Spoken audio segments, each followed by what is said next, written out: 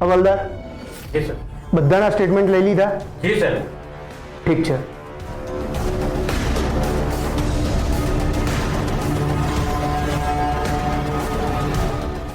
Sir, મને આશ્ચર્ય એ વાતનો થાય છે કે કોઈ પણ માણસને આટલી નજીકથી ગોળી વાગે અને એ પણ પગમાં, તો એ ભાગી કેવી રીતે શકે?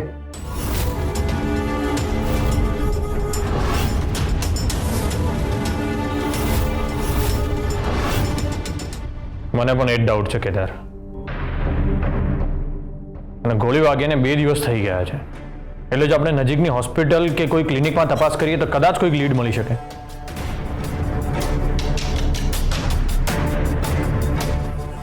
Yes sir. તમે મને જે આ એક ફોટો આપ્યો એ જ છે ને તમારી પાસે? ના, બેબી માસી પાસે એક ફોટો છે. બેબી માસી? હા, બીજો ફોટો કોઈ બેનનો હતો. એમની ઉંમર જોઈને લાગતું હતું કે એના મમ્મી હશે, પણ અત્યારે ફોટો આડા હાથે ક્યાંક મુકાઈ ગયો છે. હું શોધીને હર્ષની સાથે પોલીસ સ્ટેશને મોકલી આપીશ. ઠીક છે. કેસર ભાભી, તમે આ હુમલાખોરને પહેલા ક્યાંય જોયો હોય અથવા તો ક્યાંય અણધારી મુલાકાત થઈ ગઈ હોય એવું કંઈ તમને યાદ આવે છે? ના, કિડનેપ થઈ એ વખતે જો સામે આવ્યો હોય તો ખબર નહીં. બાકી તો એ દિવસે મેં પહેલી વાર જ જોયો હતો. અને તમે કોઈએ જોયો હોય એવું લાગે છે? ઠીક છે સર, મને લાગે છે કે હુમલાખોરે તમારા ઘરની રેકી કરી હોવી જોઈએ. પોસિબલ છે. Okay sir, please.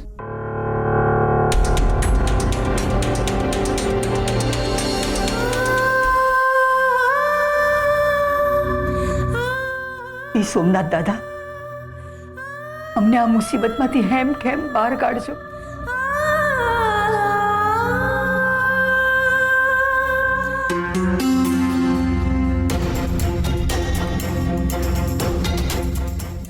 સર, હુમલાખોર પકડાઈ જશે તો મારે તમારા બા ઉપર પણ એક્શન લેવી પડશે. નો ડાઉટ આપણે સ્વરક્ષણનો મુદ્દો સાબિત કરવો પડશે, બટ તમે જાણો છો કે કાયદાની સામે હું કાંઈ જ નહીં કરી શકું. આઈ નો કેદાર. હું મારા વકીલ સાથે વાત કરીને બાના બિલ પેપર તૈયાર કરાવી લઉં છું. બાએ કંઈ ખોટું નથી કર્યું. જો બાએ એની પર ગોળી ના ચલાવી હોત તો કદાચ આજે કેસર... આઈ નો સર. કેસર ભાભી વગર તમારી શું હાલત થઈ છે એનો હું સાક્ષી છું.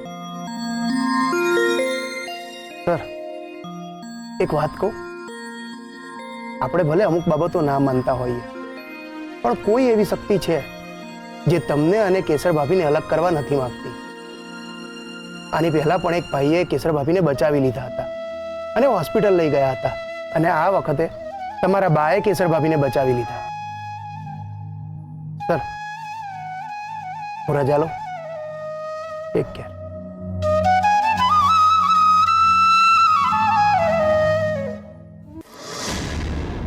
બા, તમે આપણા વકીલ સાથે વાત કરી લો. એ તો અમે કરીશું જ, પણ શું થયું બા? અમારે જેલમાં નથી જવું. અમારે જેલમાં નથી જવું. અમે તો તમારી કેસરનો જીવ બચાવવા માટે આ કર્યું. અમારે જેલમાં નથી જવું. નથી જવું. આઈ નો બા, તમે કેસરનો જીવ બચાવીને મારી ઉપર બહુ મોટો ઉપકાર કર્યો છે. હું તમને કાંઈ નહીં થવા દઉં. પણ કાયદાની સામે તો તમારે નમવું જ પડશે ને. અમે કોઈકને ગોળી મારી છે, ગુનો તો બને જ ને. હા બા, પણ હું કાયદામાં રહીને તમને નિર્દોષ સાબિત કરીશ. એક મિનિટ બા. યસ કેદાર? યસ.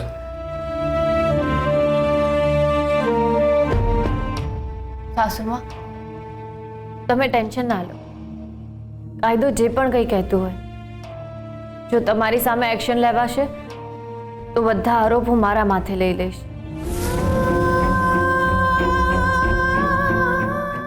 પણ તમને કંઈ નહીં થવા દો.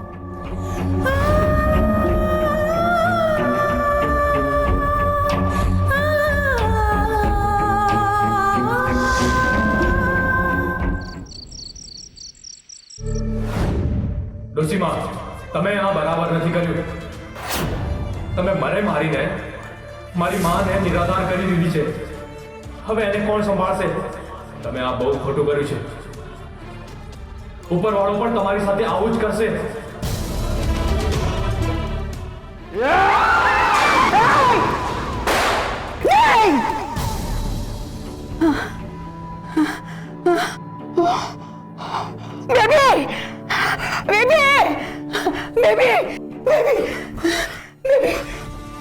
શું થયું મોટી બેન?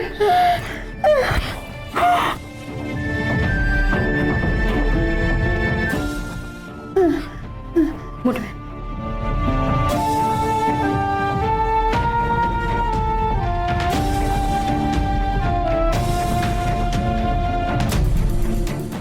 શું થયું મોટી બેન? બેબી બેબી અમને ઊંઘ નથી આવતી. સતત એ છોકરાનો ચહેરો અમારી સામે આવે છે.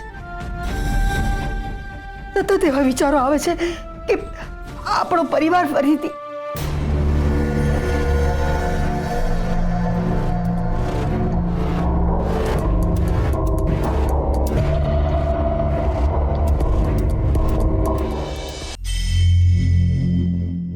બોલો મોટી બેન, શું વાત કરવી છે તમારે? અમને સતત એવું લાગે છે કે આપણો પરિવાર અને અમે કેસરના લીધે ફરીથી મુસીબતમાં મુકાઈ ગયા છીએ. મોટી બેન, આમાં કેસરનો શું વાંક છે? એના પર તો જીવલેણ હુમલા થઈ રહ્યા છે અને આ વખતે એનો જીવ તમારા લીધે બચ્યો છે.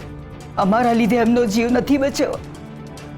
અમારા હર્ષવર્ધનના લીધે એમનો જીવ બચ્યો છે. એટલે પેલા ગુંડાને જ્યારે અમે કેસરની ઉપર હુમલો કરતા જોયો ને, ત્યારે અમને અમારા હર્ષવર્ધનનો ચહેરો યાદ આવી ગયો. અમારી નજર સામે અમારા હર્ષનો ચહેરો દેખાયો. કેસર વગર અમારા હર્ષવર્ધન કેવા થઈ ગયા હતા, જીવતી લાશ બની ગયા હતા.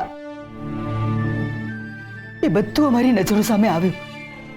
ફરીથી આવું કંઈક થશે એ વિચારે અમારી બંદૂકમાંથી ગોળી છૂટી ગઈ.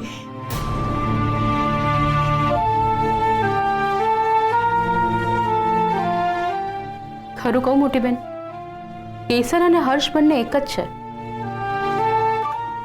હા મોટી બેન, પાછલા દિવસોમાં કેસર સાથે જે પણ કાંઈ થયું એ પછી એ બંને જીવ એક થઈ ગયા છે. હર્ષમાં કેસરનો જીવ છે અને કેસરમાં હર્ષનો. મારી દ્રષ્ટિએ કહું તો તમે કેસરનો જીવ બચાવીને બહુ જ મોટું કામ કર્યું છે. ઘણા બધા લોકોને દુઃખી થતા બચાવ્યા છે. ભલે તમારું વાલ, તમારી મમતા હર્ષવર્ધન માટે જ હશે, પણ એ કેસરને પણ પહોંચે છે.